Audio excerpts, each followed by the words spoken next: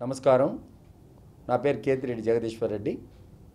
తమిళనాడు తెలుగు యువశక్తి వ్యవస్థాపక అధ్యక్షుడిని, అంతేకాకుండా తమిళనాడు తెలుగు భాషా పరిరక్షణ వేదిక కన్వీనర్ని, సినీ నిర్మాతని. గతంలో ఎన్నో సినిమాలకి సాంకేతిక నిపుణులుగా కూడా పనిచేయడం జరిగింది. ఈరోజు ఈ బాహుబలి 2 సినిమా ఇది ఒక భారతీయ చలనచిత్ర రంగంలోనే ఒక గొప్ప సినిమా. దీని గురించి గతంలోనే చెప్పాను, ఇప్పుడు చెప్పాను. కర్ణాటకలో కూడా జరిగిన గొడవలో కూడా దాంట్లో అన్ని రకాలుగా నిర్మాతల పక్షాన్ని నిలబడి వాళ్ళకి ఎన్నంటి ఉన్నాను. నేను ఈరోజు పర్టికులర్గా చెప్పేది ఏంటంటే, ఇక్కడ ఉన్న తెలంగాణ ప్రభుత్వం ఈ బ్లాక్ టికెట్ల మాఫియా ఏదైతే జరుగుతుందో 500కి 1000 రూపాయలకి ఇష్టం వచ్చినట్టు ఇష్టారాజ్యంగా అమ్మిన వాళ్ళందరి మీద ఉక్కుపాదం మోపిన దానికి ముఖ్యంగా కేసీఆర్ గారికి మొదటిగా ధన్యవాదాలు తెలుపుతున్నాను.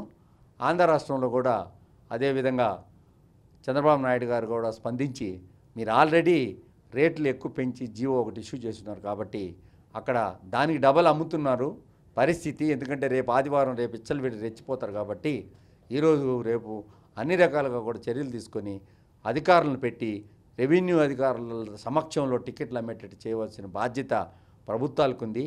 ఎక్కువ కొనొచ్చు. నేను ఒకటే అడుగుతున్నాను, మీకు ఎక్కువకు అమ్ముతున్నారా లేదా అని తెలియాలంటే ఈరోజు 130 కోట్లు కలెక్ట్ చేసిందని చెప్తున్నారు. ఆంధ్ర రాష్ట్రంలో ఇంత కలెక్ట్ చేసింది అంటున్నారు.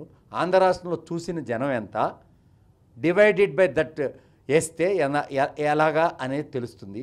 దీని అంతటికీ నేనేమో చెప్తానని చెప్తుంటే, బ్లాక్ విధానానికి రాబోయే రోజుల్లో కూడా ప్రేక్షకులు ఇబ్బంది పెట్టకూడదు. రాబోయే రోజుల్లో కూడా వచ్చే సినిమాలకి ఈ సంస్కృతి కొనసాగుతుంది కాబట్టి బాగా ప్రభుత్వాలు గట్టిగా ఉంటేనే వీటికి ఫుల్ స్టాప్ వేయచ్చు అని చెప్పవచ్చు. నేను ఎందుకు బాహుబలి 2 అనే సినిమా భారతీయ చలనచిత్ర రంగంలోనే ఒక గొప్ప సినిమా తీసాడు Rajamouli. Hats off to Rajamouli.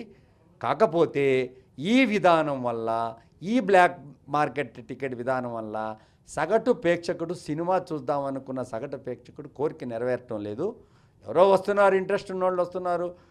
అమెరికాలో మీరు అమ్ముకుంటున్నారు, ఎంతో ఇష్టప్రకారం అమ్ముకుంటున్నారు. భారతదేశంలో ఈ సంస్కృతి లేదు. హిందీ సినిమాలు కూడా డబల్ రేట్లు అమ్మిన దాఖలాలు లేవు ఇప్పటి వరకు.